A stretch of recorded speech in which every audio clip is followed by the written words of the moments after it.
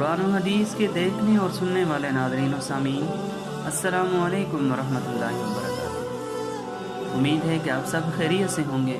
دعا ہے رب ذوالجلال سے کہ آپ سب کو اپنی حفظ و امان میں رکھے، آمین۔ ناظرین و سامعین، اللہ رب العزت نے انسان کو اس قدر نعمتیں عطا فرمائی ہیں کہ ساری کائنات مل کر اس نعمتوں کو شمار کرنا چاہیں تو شمار نہیں کر سکتے۔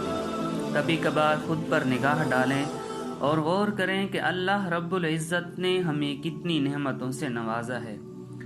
اپنے کرۂ ارض، کائنات اور خلا، سورج، چاند، ستاروں اور اس کائنات کے نظام پر غور کریں اور اس نعمتوں پر شکر ادا کریں جو اللہ رب العزت نے ہمیں بغیر کسی معاوضے کے عطا فرمائی ہے۔ انہی نعمتوں میں سے ایک نعمت الہی شہد ہے۔ شہد اللہ رب العزت کی وہ خوبصورت نعمت ہے جو اللہ نے اپنی لازوال کتاب قرآن مجید و فرقان حمید میں شہد کا ذکر فرمایا ہے اور ارشاد فرمایا ہے کہ فیہ شفاء للناس، اس شہد میں لوگوں کے لیے شفا ہے۔ شہد ہمارے پیارے سرکار دو عالم صلی اللہ علیہ وسلم کو بہت زیادہ پسند تھی۔ یہی وجہ تھی کہ آپ علیہ الصلاۃ والسلام روزانہ ایک پیالہ میں شہد کو پانی میں ملا کر گھونٹ گھونٹ نوش فرماتے تھے۔ حضرت ابو ہریرہ رضی اللہ عنہ سے روایت ہے، رسول اللہ صلی اللہ علیہ وسلم نے ارشاد فرمایا، جو شخص ہر مہینے میں 3 دن صبح کے وقت شہد چاٹ لیا کرے تو وہ کسی بڑی مصیبت میں مبتلا ہے۔ ناظرین و سامعین، ایک اور واقعہ حدیث کی کتابوں میں ملتا ہے کہ حضرت ابو سعید خدری رضی اللہ عنہ فرماتے ہیں، ایک دن نبی علیہ الصلاۃ والسلام کی خدمت میں ایک شخص حاضر ہوا اور کہنے لگا کہ میرے بھائی کا پیٹ جل رہا ہے، یعنی اس کو دست پر دست آ رہے ہیں۔ رسول کریم صلی اللہ علیہ وسلم نے ارشاد فرمایا کہ اس کو جا کر شہد پلا دو۔ اس شخص نے جا کر اپنے بھائی کو شہد پلایا۔ کچھ دیر کے بعد پھر آیا اور کہنے لگا کہ میں نے شہد پلا دیا تھا، لیکن شہد نے اس کے علاوہ اور کوئی کام نہیں کیا کہ اس کے پیٹ جلنے میں اور زیادتی کر دی، یعنی شہد پلانے کے بعد سے دستوں میں پہلے سے بھی زیادتی ہو گئی۔ حضرت صلی اللہ علیہ وسلم نے اس شخص کو 3 مرتبہ یہی حکم دیا، یعنی آپ علیہ الصلاۃ والسلام ہر بار یہی فرماتے کہ اس کو شہد پلا دو۔